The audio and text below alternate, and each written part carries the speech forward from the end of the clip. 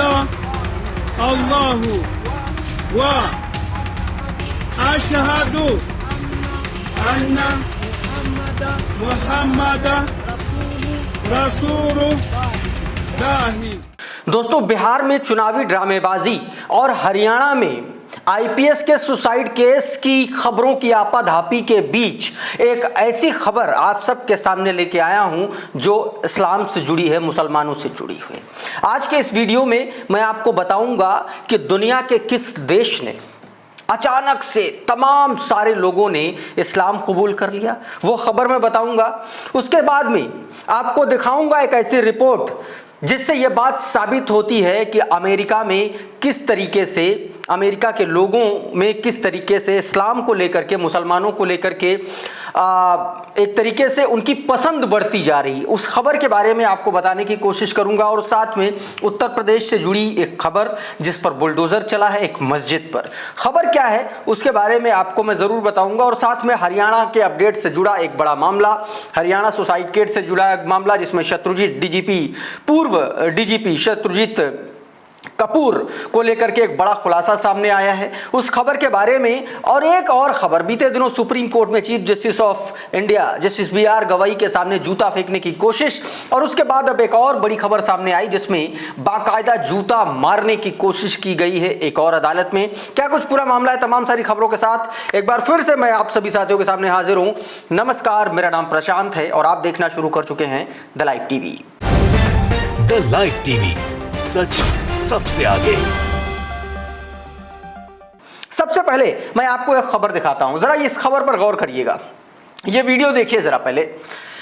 ये जो खुशी से झूमते नाचते जो लोग आपको दिख रहे हैं, जो लोग अल्लाह अकबर के नारे लगा रहे हैं, ये दरअसल ये लोग अफ्रीकी देश रवांडा के लोग हैं और रवांडा के इस पूरे के पूरे एक गांव में, या यूं कहे कि पूरे के पूरे एक कबीले ने इस्लाम कबूल कर लिया है। आप इन तस्वीरों में साफ तौर पर देख सकते हैं।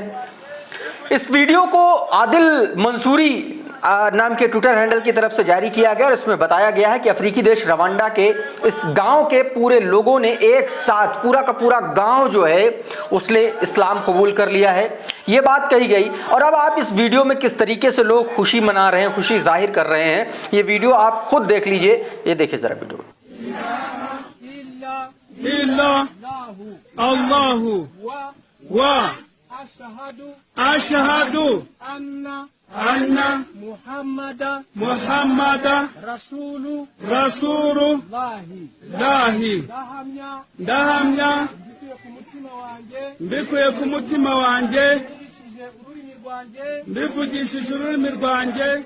दोस्तों, ये कोई पहला मामला नहीं है इस तरीके के लोगों को लेकर के, तमाम सारी खबरें सामने आई। इससे पहले मैंने आपको बताया कि किस तरीके से अमेरिका में, कनाडा में, तमाम सारे देशों में, इवन जापान में जो तीसरी सबसे बड़ी आबादी है वो मुसलमानों की बताई जा रही है, उधर अमेरिका को लेकर के एक बड़ा चौंकाने वाला तथ्य सामने आया है। अमेरिका के भीतर इस्लाम बढ़ते, इस्लाम धर्म के मानने वालों को लेकर के दोस्तों एक खबर बताती है कि हर साल अमेरिका में लगभग 20,000 लोग जो है वो इस्लाम कबूल कर लेते हैं। जरा ये हेडलाइन देखिए, इसमें बताया गया कि वो कौन सा देश है जहां हर साल 20,000 लोग कबूल कर लेते हैं इस्लाम। क्या है कारण? दोस्तों, इसमें तमाम सारे बड़ी हस्तियों के नाम दिए गए हैं। देखिए, मुक्केबाज मोहम्मद अली है, मुक्केबाज माइक टाइसन है, पूर्व बास्केटबॉल खिलाड़ी करीम अब्दुल्ला जब्बार है और रैपर मुफ्ताह बेल हैं। इसमें इन तमाम सारे लोगों में एक समानता है क्योंकि ये लोग इस्लामिक नहीं थे, मुसलमान नहीं थे और इन्होंने बाद में इस्लाम कबूल किया है। और इसी खबर में यह बताया गया है कि लगभग 20 लाख अमेरिकी हर साल, माफ कीजिएगा 20,000 अमेरिकी हर साल इस्लाम को कबूल कर लेते हैं। और ये न्यूयॉर्क टाइम की खबर के हवाले से न्यूज़ 18 की ये रिपोर्ट है। ये पिछले इसी साल के जनवरी महीने में प्रकाशित की गई ये रिपोर्ट है, यानी कि लगभग 7-8 महीने का वक्त हो चुका है इस रिपोर्ट को आए हुए। साफ बात सिर्फ ये है कि किस तरीके से अमेरिका में भी अब मुसलमानों को लेकर के, इस्लाम को लेकर के लोगों की एक दिलचस्पी जो है वो बढ़ती जा रही है। उधर उत्तर प्रदेश से एक खबर दोस्तों सामने आई, संभल के उत्तर प्रदेश से, जहां पर एक मस्जिद को ढहा दिया गया, ये बताते हुए कि ये जो मस्जिद है ये सरकारी जमीन पर बनी हुई है। जरा ये तस्वीरें देखिए किस तरीके से बुलडोजर चल रहा है।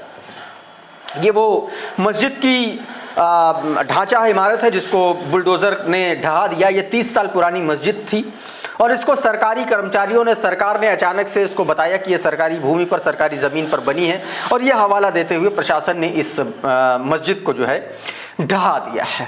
उधर दोस्तों महाराष्ट्र से एक और तस्वीर सामने आई। आपने देखा होगा राम रहीम से लेकर के रामपाल और रामपाल से लेकर के आसाराम जैसे संतों का कारनामा कि किस तरीके से, और अभी हाल फिलहाल पे पूजा शकुन पांडे की जिस तरीके से घटनाक्रम अंजाम दिया, जिस तरीके से उन्होंने अपने ही एक तरीके से बॉयफ्रेंड को उसकी हत्या करवा दी, ऐसे तमाम सारे लोग हैं। और एक ऐसा ही मामला दोस्तों महाराष्ट्र के एक गुरुकुल से सामने निकल के सामने आया। नाम दोस्तों बताया गया कि वहां पर एक बाबा ने अपनी ही छात्राओं के साथ, अपनी ही शिष्याओं के साथ गलत हरकत की। जरा ये एनडीटीवी इंडिया की खबर है, आपकी स्क्रीन पर जरा देखिए। और ये वो बाबा है जिसके बारे में मैं बात कर रहा हूं। डर्टी बाबा इसको कहा जा रहा है। एक तरीके से इस पर आरोप ये लगे हैं कि महाराष्ट्र के गुरुकुल में छात्राओं के साथ यौन उत्पीड़न का सनसनीखेज मामला सामने आया है। इसमें गुरुकुल के कोकरे महाराज, इसका नाम एक कथित तौर पर बाबा, इसका नाम कोकरे है, और इस कोकरे महाराज समेत 2 लोगों पर एफआईआर दर्ज कराई गई है। इसमें महाराष्ट्र के रत्नागिरी के खेड़ तालुका से आध्यात्मिक वारकरी गुरुकुल में यह शर्मनाक घटना हुई है। यहां गुरुकुल की प्रमुख और शिक्षक पर गुरुकुल में पढ़ने वाली नाबालिग छात्रा के साथ छेड़छाड़ और यौन उत्पीड़न करने की कोशिश के आरोप इस व्यक्ति पर लगे हैं दोस्तों। उधर एक और ऐसी खबर निकल के सामने आई जिस पर आप यकीन नहीं कर पाएंगे। तमाम सारे ऐसे लोग हैं जिन्होंने हिंदू हृदय सम्राट बनने की कोशिश करते हैं, हिंदुत्व की ध्वजा पताका लहराते हुए चलते हैं, लेकिन उसका सच अगर आप जानेंगे तो आप दंग रह जाएंगे। ये देखिए आपकी स्क्रीन पर यह खबर है। इसमें बताया गया कि ये मंदिर मशहूर हो जाए, फेमस हो जाए, प्रसिद्ध हो जाए, इसके लिए, ताकि उसमें ज्यादा दान आए, ज्यादा दान दक्षिणा आए, उसके लिए गुजरात में मंदिर की मूर्ति तोड़ दी। यानी कि खुद ही मूर्ति तोड़ी, कंट्रोवर्सी क्रिएट करने के लिए, ताकि किसी तरीके से मंदिर चर्चा में आ जाए। दोस्तों आपको याद है कि किस तरीके से सुप्रीम कोर्ट में खजुराहो में विष्णु मंदिर को लेकर के एक याचिका दायर की गई थी, जिसको एक तरीके से पीआर वाली याचिका कहकर के जस्टिस बीआर गवई ने वो याचिका खारिज कर दी थी और इसके विरोध में एक तरीके से सीजीआई पर जूता चलाने की कोशिश हुई और उसी तरीके का कृत्य कमोबेश जान पड़ता है कि ये अहमदाबाद गुजरात से सामने आया। देखिए जरा, ये गुजरात की खबर है। इसमें साफ तौर पर यह बताया गया है कि एक मंदिर को फेमस करने के लिए दान दक्षिणा ज्यादा आए मंदिर में, इसके लिए खुद ही मूर्ति तोड़ दी गई और यह बाकायदा पुलिसिया जांच में सामने आया है। इस पर अशोक कुमार पांडे ने यह तस्वीर जारी की और लिखा, एक बात तो साफ है, श्रद्धा मूर्ति में नहीं दान में थी इनकी। यह बात दोस्तों इन्होंने एक तरीके से तंज कसने की कोशिश की। उधर हरियाणा में पूरन कुमार केस को लेकर के जो आरोप हरियाणा के एक्स डीजीपी या यूं कहें कि जो छुट्टी पर कहे गए हुए डीजीपी हैं शत्रुजीत कपूर, उनसे जुड़ा एक सनसनीखेज खुलासा सामने आया है। एक वकील ने दिल्ली में बाकायदा प्रेस कॉन्फ्रेंस करके शत्रुजीत कपूर की धज्जियां उड़ा दी। वकील ने साफ तौर पर आरोप लगाया कि गुरुग्राम में शत्रुजीत कपूर का 82 में से 50 सेक्टर 82 में 50 करोड़ की कीमत का एक प्लॉट है। गुरुग्राम के सेक्टर 111 में 1990 कारपेट एरिया के फ्लैट जिसकी कीमत 10 करोड़ है। गुरुग्राम के ही सेक्टर 62 में 20 करोड़ का प्लॉट। बठिंडा में 2 प्लॉट बैठे बैठे 1.6 करोड़ का किराया आता है हर महीने। वकील साहब ने आरोप लगाया कि रिश्वत बिटकॉइन में लेते थे शत्रुजीत कपूर, बिटकॉइन में बाकायदा रिश्वत का खेल चल रहा है और इनके बच्चे अमेरिका में पढ़ते हैं। बताया गया कि 2,50,000 की सैलरी पाने वाला एक डीजीपी इतनी दौलत, इतनी शोहरत या यूं कहें कि इतना पैसा कहां से उसने इकट्ठा किया, क्या यह नंबर 1 की कमाई है? साफ तौर पर आरोप लगाया गया कि बिटकॉइन में शत्रुजीत कपूर रिश्वत लेते थे। क्या कुछ कहा गया है वकील साहब के ही शब्दों में, आप सुन लीजिए, आपकी स्क्रीन पर है, जरा देखिए। शत्रुजीत कपूर के 200 करोड़ की प्रॉपर्टी का मेरे पास देख लीजिए, ये शत्रुजीत कपूर का है, मकान का ये देख लीजिए, यहां से 25 लाख रुपए महीना आता है। ये 50 करोड़ की प्रॉपर्टी गुड़गांव में है इनकी। और इसी तरह एक प्लॉट है, हमारे पास ढेर सारे हैं, इनके पास भी कहां का इनका है। इन्होंने ऑन रिकॉर्ड है कि 1 करोड़ 60 लाख रुपए इनको रेंट आता है। आप बताइए कि जिस आदमी की तनख्वाह 2 लाख रुपए हो, साल में कितने आम होगा? 24 लाख 25 लाख, उसका 1 करोड़ 60 लाख कहां से आ जाएगा?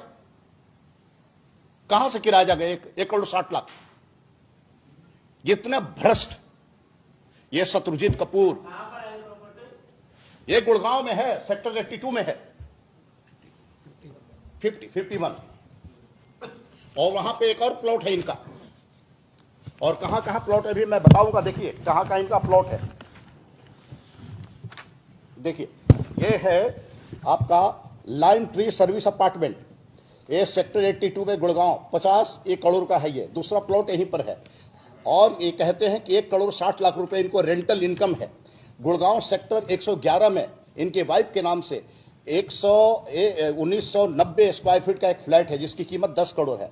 पंचकुला एमडीसी सेक्टर 2 में GH 384 इनका एक प्लॉट है, ये 20 करोड़ का है। भटिंडा में 2 कनाल प्लॉट है इनका जो 10 करोड़ का है। यमुनानगर में इसका फार्म हाउस है।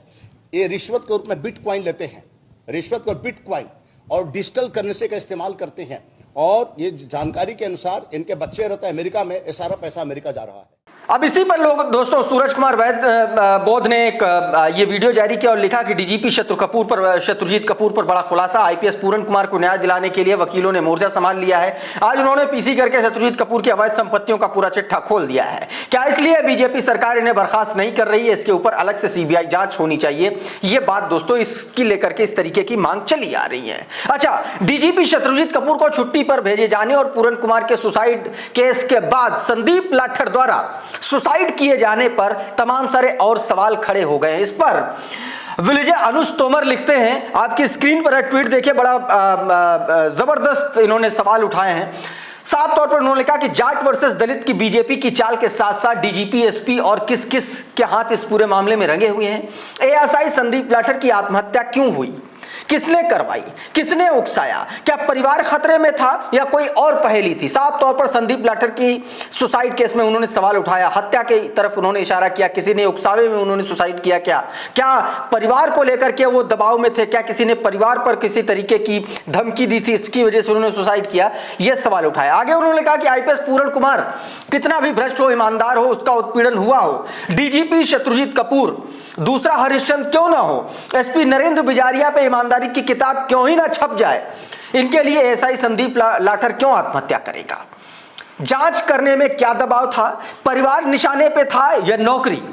किसी ने आत्महत्या की उकसाने वालों के खिलाफ जांच करने वाला ऐसा क्यों करेगा भला? इस तरीके के भी सवाल दोस्तों अब उठने लगे हैं। उधर गुजरात के अहमदाबाद की सत्र न्यायालय में सत्र अदालत में एक और मामला सामने आया जब एक शिकायतकर्ता ने जज के ऊपर नाराज होकर के जूता फेंक दिया। यह न्यूज 24 की खबर है, आपकी स्क्रीन पर जरा देखिए। बताया गया कि फैसले से नाराज होकर शख्स ने जज पर जूता फेंक दिया। यह कहा गया कोर्ट ने 4 आरोपियों को दरअसल बरी करने का फैसला सुनाया था, और उसके बाद दोस्तों शख्स भड़क गया और उसने अपने जूते उतार करके अतिरिक्त प्रधान न्यायाधीश जो हैं एमपी पुरोहित पर अपने जूते फेंक दिए। दोस्तों ये बात दोस्तों निकल के सामने आई है न्यूज 24 के हवाले से। इसी पर प्रभाकर मिश्रा लिखते हैं कि अहमदाबाद की निचली अदालत में एक आदमी ने जज पर इसलिए जूता फेंक दिया कि वो जज के फैसले से नाराज था। इसने एक नहीं दोनों जूता निकाल करके फेंका। बहुत चिंताजनक स्थिति है। न्यायपालिका के प्रति लोगों के मन में विश्वास और भय दोनों कम हुआ है। यह बात दोस्तों साफ तौर पर कही गई है। दोस्तों यहीं पर अगर सीजीआई एक्शन ले लेते उस वकील पर तो कम से कम आज इस तरीके की घटनाएं नहीं होती, क्योंकि उस घटना पर एक्शन नहीं लेना यह दिखाता है कि लोगों में न्यायालय का डर, न्यायालय का भरोसा खत्म हो रहा है। और शायद यही वजह है कि सुप्रीम कोर्ट में तो मामला ज्यादा संजीदा होता है और निचली अदालतों में तो लिटरली देखिए जूता निकाल करके फेंक ही दिया। कोई बहुत बड़ी बात नहीं होगी कि कल को किसी जज पर कोई व्यक्ति अंदर घुस करके हमला कर दे, इसमें कोई अतिशयोक्ति नहीं होनी चाहिए दोस्तों। जिस तरीके की परिस्थितियां इस देश की सरकार ने बना करके छोड़ दी हैं दोस्तों। उधर दोस्तों बिहार में एसआईआर को लेकर के एक बड़ा खुलासा हुआ है। चुनाव आयोग का झूठ बेपर्दा हो चुका है। गिनती के दिन बिहार चुनाव में बचे हुए हैं। 2003 के पुनरीक्षण को लेकर के जो झूठ चुनाव आयोग लगातार बोलता आ रहा था, उस पर एक बड़ा खुलासा हुआ है।